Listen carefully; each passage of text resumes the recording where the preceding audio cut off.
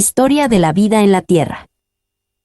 17.1 Teoría sobre el origen de la vida.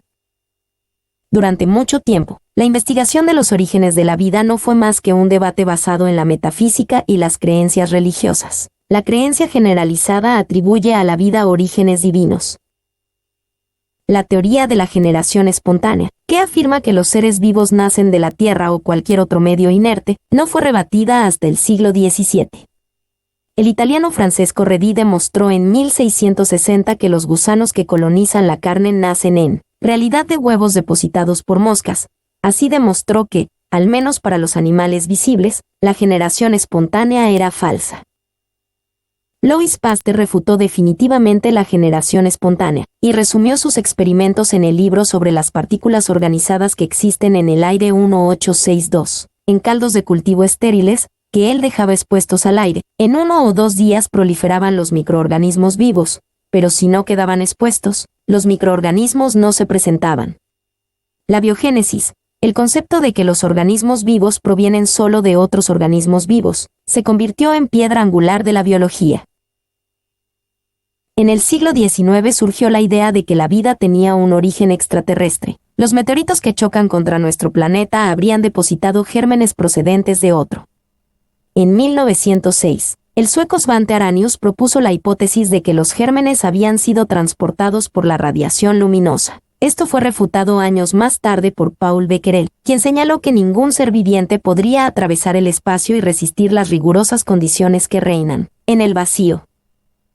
17.2 Inicios de la vida. El caldo primordial.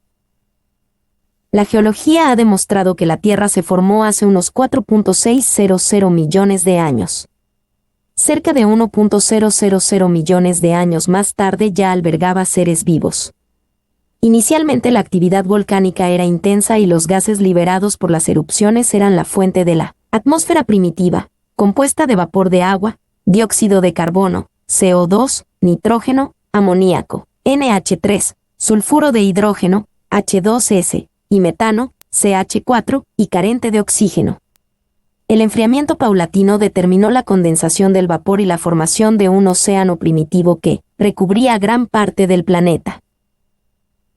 La primera teoría coherente que explica el origen de la vida la propuso en 1924 el ruso Alexander Oparin. Antes de que surgiera la vida, las tormentas eléctricas, la luz ultravioleta y el calor provocaron la formación de moléculas orgánicas a partir de agua y de los componentes de la atmósfera de la Tierra primigenia. Estas moléculas incluían probablemente ácidos nucleicos, aminoácidos, proteínas cortas y lípidos. Según Oparin, estas moléculas prebióticas quedarían atrapadas en las charcas de aguas poco profundas y al concentrarse, continuaron evolucionando y diversificándose. En 1953 a los estadounidenses Stanley Miller y Harold Urey recrearon en un balón de vidrio la supuesta atmósfera terrestre de hace unos 4.000 millones de años, mezclando CH4, NH3, H, H2S y vapor de agua. Sometieron la mezcla a descargas eléctricas de 60.000 voltios que simulaban tormentas. Después de una semana, identificaron en el balón varios compuestos orgánicos, en particular aminoácidos, urea, ácido acético, formol, y hasta azúcares, lípidos y alcoholes, moléculas complejas que había postulado Oparin. Por azar, algunas moléculas de ARN pudieron haber tenido propiedades enzimáticas y catalizar por tanto la formación de copias de sí mismas a partir de los nucleótidos de las aguas del planeta. Estas moléculas pudieron haber sido las precursoras de la vida. Unas microesferas de proteínas y lípidos que encerraban estas moléculas de ARN pudieron haber constituido las primeras estructuras semejantes a células, las protocélulas, que son capaces de reproducirse por división. Tabla 17.1 Historia de la vida en la Tierra. Tomado del Museo de Paleontología de la Universidad de California, abril del 2000. 17.3 Los primeros organismos. Las primeras células fósiles se encuentran en rocas de alrededor de 3.500 millones de años de antigüedad. Estas células eran procariotas quimiosintéticas que se alimentaban absorbiendo las moléculas orgánicas en el medio. Debido a que en esa época no había oxígeno atmosférico, el metabolismo energético debe haber sido anaeróbico. Al multiplicarse las células, agotaron las moléculas orgánicas, y algunas adquirieron la capacidad de sintetizar sus propias moléculas alimentarias a partir de moléculas inorgánicas simples y energía de la luz solar. Estas primeras células fotosintéticas fueron probablemente los antepasados de las cianobacterias actuales. La fotosíntesis permitió fijar el dióxido de carbono abundante en la atmósfera y liberar oxígeno. Pero este no se quedaba en la atmósfera, pues era absorbido por las rocas ricas en hierro. Hace 2.200 millones de años, cuando se oxidó todo el hierro de las rocas, el oxígeno pudo empezar a acumularse en la atmósfera. El metabolismo aeróbico, que genera más energía celular que el metabolismo anaeróbico, surgió probablemente por esta época. La concentración de oxígeno fue aumentando en las capas altas de la atmósfera y los relámpagos lo transformaron en ozono, el cual tiene la propiedad de filtrar los rayos ultravioleta nocivos para los seres vivos. Cuando la capa de ozono alcanzó un espesor suficiente, los animales y vegetales pudieron abandonar la protección que proporcionaba el medio acuático y colonizar tierra firme. Las células eucarióticas evolucionaron hace alrededor de 1.800 millones de años. Las primeras surgieron probablemente como asociaciones simbióticas entre células procarióticas depredadoras y bacterias. Las mitocondrias pudieron haber evolucionado a partir de bacterias aeróbicas englobadas por células depredadoras. De forma análoga, los cloroplastos evolucionaron probablemente a partir de cianobacterias fotosintéticas. 17.4 Surgimiento de la multicelularidad. Los organismos multicelulares evolucionaron a partir de células eucarióticas y aparecieron hace alrededor de 1.000 millones de años. La multicelularidad ofrece ventajas, entre ellas mayor rapidez de locomoción y un tamaño más grande. Los primeros organismos multicelulares surgieron en el mar. En las plantas, el mayor ofrecía cierta protección contra la depredación. La especialización de las células permitió a las plantas fijarse en las aguas bien iluminadas y ricas en nutrimentos de la costa. En el caso de los animales, la multicelularidad hizo posible comportamientos predatorios más eficientes y permitió escapar con más facilidad de los depredadores. Estos, a su vez, crearon presiones ambientales que promovían una locomoción más rápida, mejores sentidos e inteligencia. 17.5 La vida invade la Tierra. Los primeros organismos terrestres fueron probablemente algas. Las primeras plantas multicelulares terrestres aparecieron hace alrededor de 400 millones de años. Aunque la vida terrestre exigía adaptaciones en términos de sostén del cuerpo, reproducción y adquisición de humedad, la Tierra también ofrecía luz solar en abundancia y protección contra herbívoros acuáticos. Poco después de la evolución de plantas terrestres, los artrópodos invadieron la Tierra. La ausencia de depredadores y la abundancia de plantas terrestres que servían de alimento facilitó la invasión de la Tierra por los animales. Se piensa que los primeros vertebrados terrestres evolucionaron a partir de peces de aleta lobular, que tenían aletas parecidas a patas y un pulmón primitivo.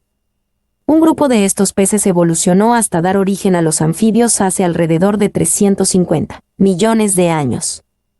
Los reptiles evolucionaron a partir de los anfibios, con varias adaptaciones para la vida en tierra, fecundación interna, huevos y piel impermeable, y mejores pulmones.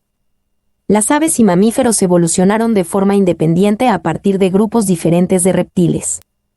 Los adelantos principales fueron una temperatura corporal constante y el aislamiento de la superficie corporal. La historia de la vida se caracteriza por una rotación constante de especies a medida que unas se extinguen, otras toman su lugar. Las extinciones en masa se debieron probablemente a alguna combinación de cambios climáticos y sucesos catastróficos, como erupciones volcánicas e impactos de meteoritos, por ejemplo.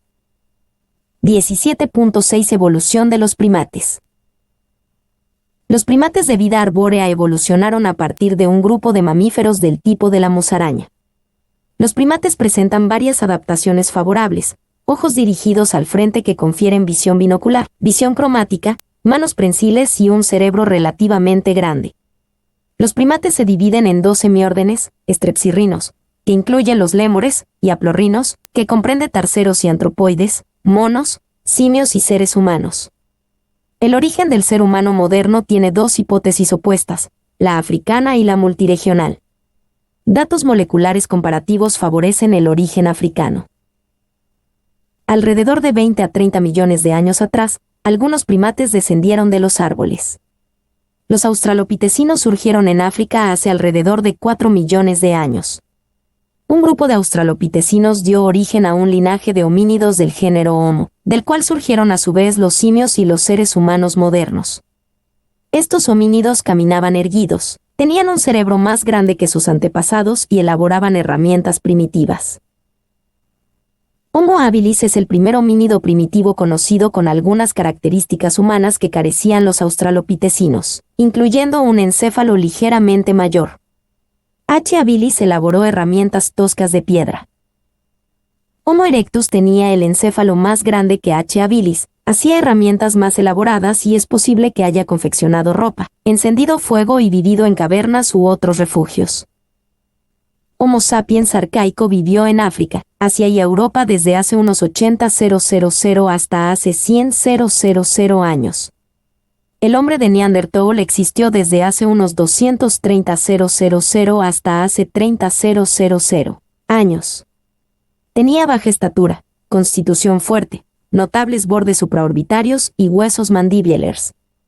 Muchos científicos consideran que el hombre de Neanderthal era una especie separada, Homo neanderthalensis, mientras que otros piensan que era una raza de seres humanos modernos. La desaparición del hombre de Neanderthal es un misterio. Hace 100.000 años ya existían seres humanos anatómicamente modernos, Homo sapiens. La cultura de Cro-Magnon, que existió en Francia y España hace unos 35.000 años, ejemplifica a los seres humanos modernos.